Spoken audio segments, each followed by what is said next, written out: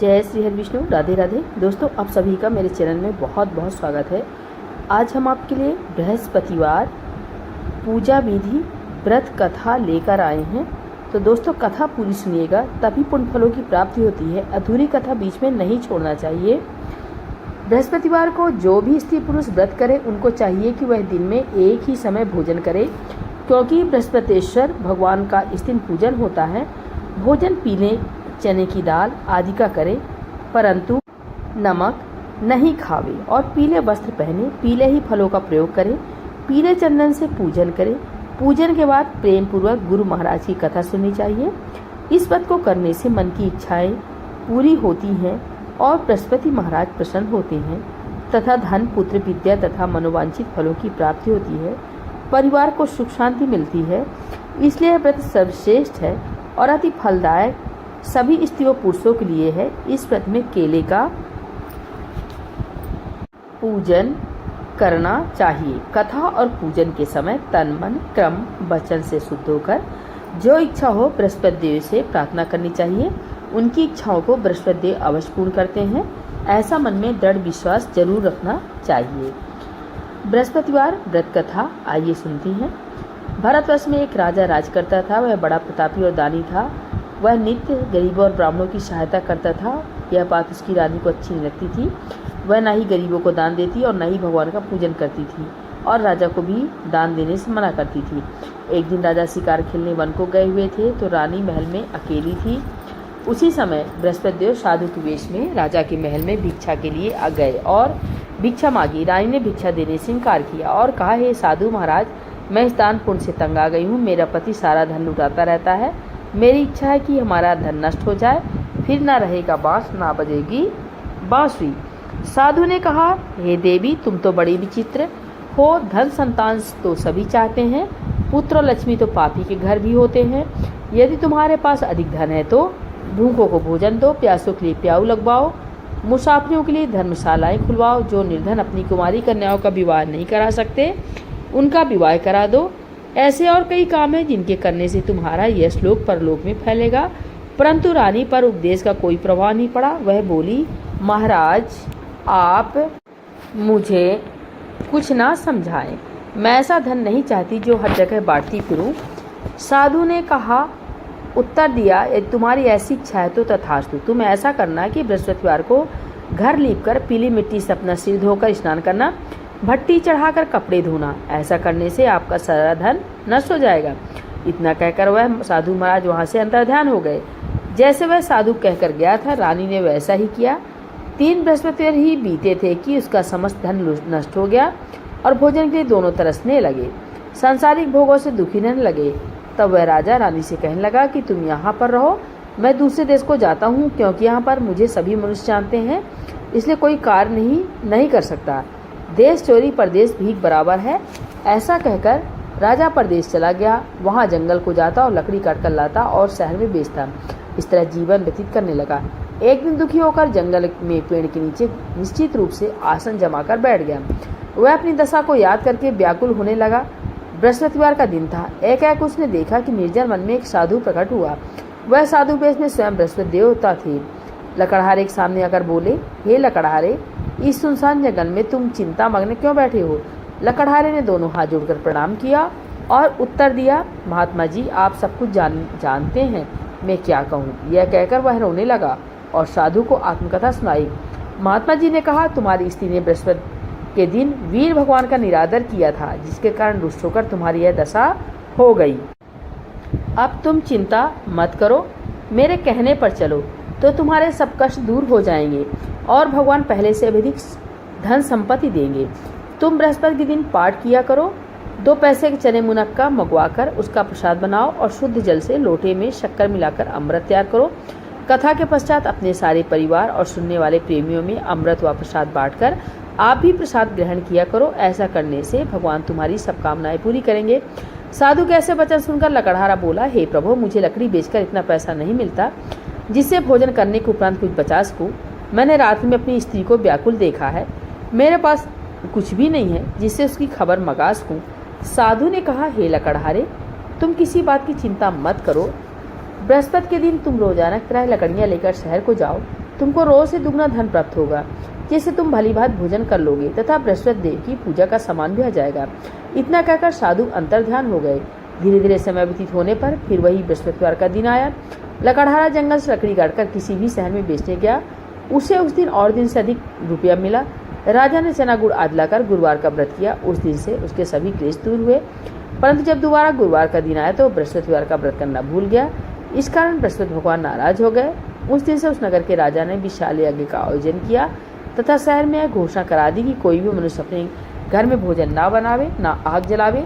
समस्त जनता मेरे यहाँ भोजन करने आवे। इस आज्ञा को जो न मानेगा उसके लिए फांसी की सजा दी जाएगी। इस तरह की घोषणा संपूर्ण नगर में करवा दी गई।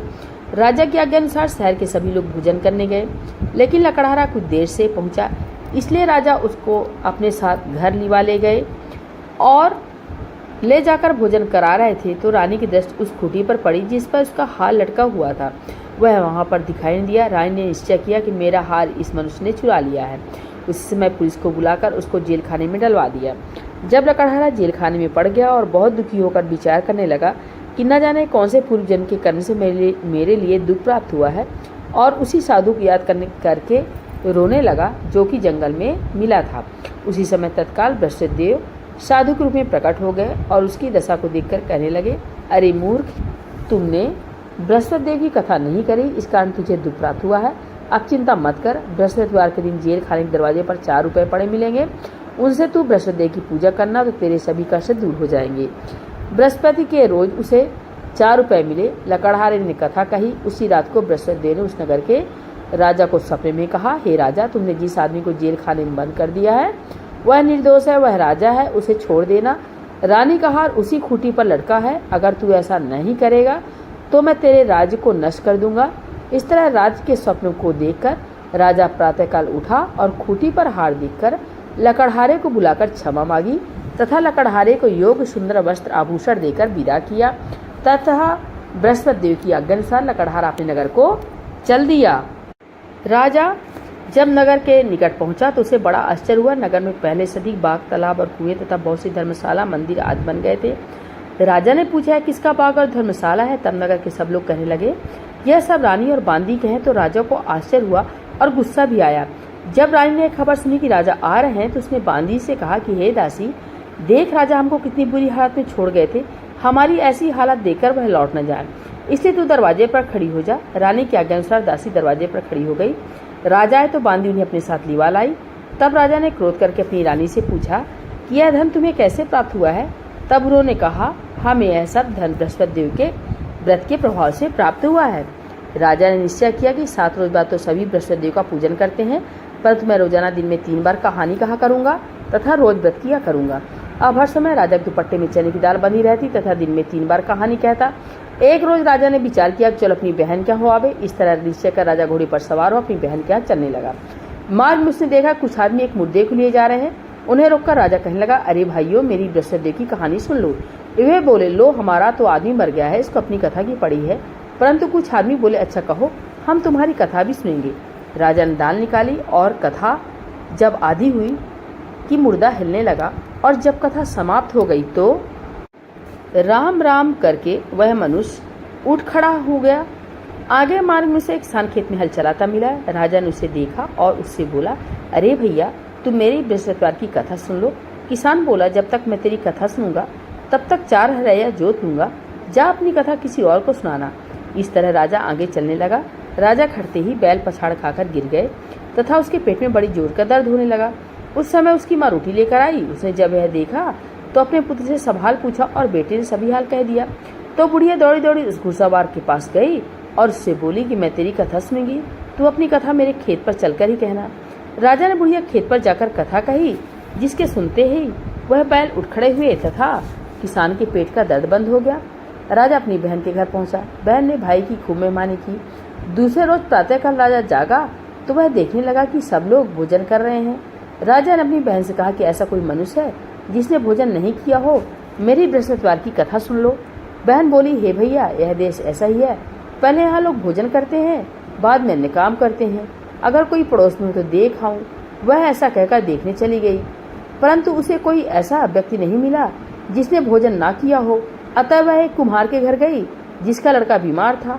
उसे मालूम हुआ कि उनके यहाँ 3 रोज से किसी ने भोजन नहीं किया है। रानी ने अपने भाई की कथा सुनने के लिए कुम्हार से कहा। वह तैयार हो गया। राजा ने जाकर बृहस्पति की कथा कही, जिसको सुनकर उस कुम्हार का लड़का ठीक हो गया। अब तो राजा की बहन के यहाँ प्रशंसा होने लगी। एक रोज राजा ने अपनी बहन से कहा, हे बहन, हम अपने घर को जाएंगे, तुम भी तैयार हो जाओ।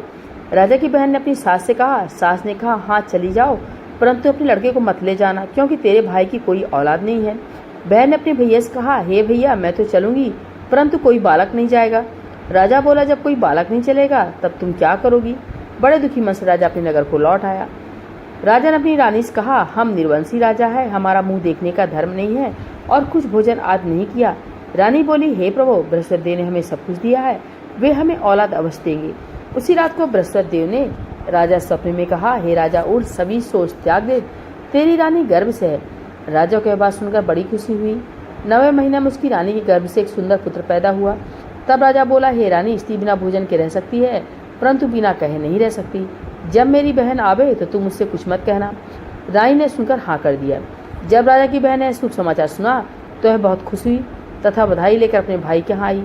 तभी रानी ने कहा, घोड़ा चढ़कर तो नहीं आई, गधा चढ़ी आई।